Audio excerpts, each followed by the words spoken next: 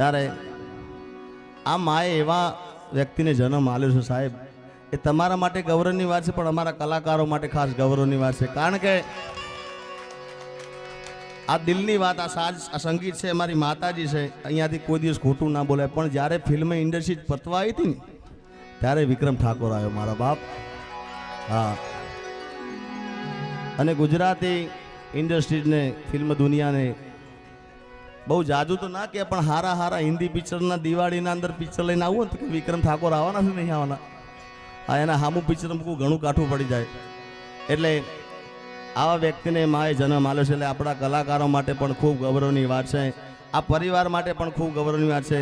અને મારે બધા ભાઈઓ, ચારે ભાઈઓ સાથે મારે નાનપણનો નાતો છે. મેલા બાપા સાથે, મેલા બાપાના પણ મારા પર ખૂબ આશીર્વાદ છે. એટલે આજે કલાકાર તરીકે નહીં, પણ એક એના ભાઈ તરીકે હું આજે આવ્યો છું.